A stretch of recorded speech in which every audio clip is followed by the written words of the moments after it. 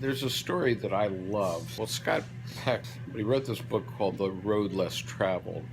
And in that book, he told this story. He said that in the woods, there was a monastery.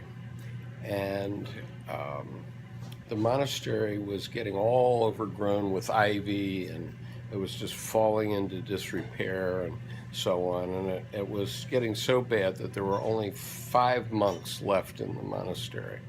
And they were just beside themselves. They just did not know what to do to revivify this monastery. And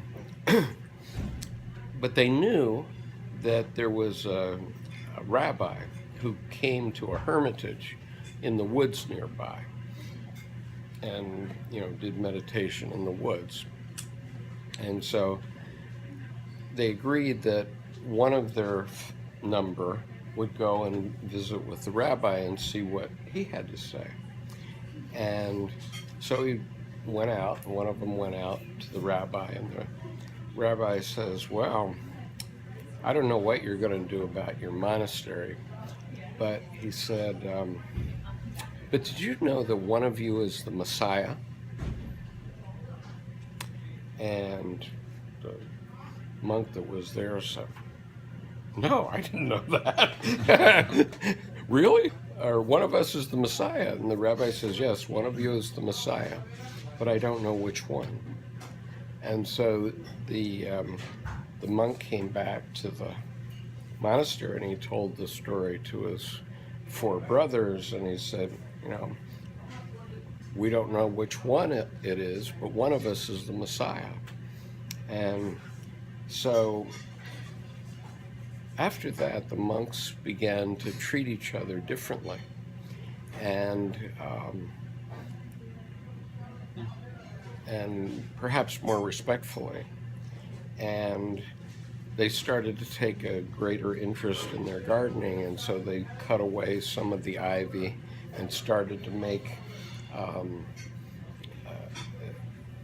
the grounds look better on the outside of the monastery too. And after a time, townspeople would come to that ground outside the monastery, and they began to have picnics there. And the monastery started to look better and better.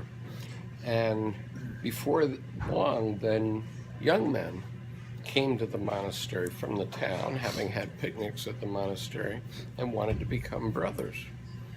How about that? And so everything, it was just an attitude that changed. That's actually quite realistic, I think. Yeah, and it's a very powerful story. It really is, isn't it? Metaphorical, powerful story.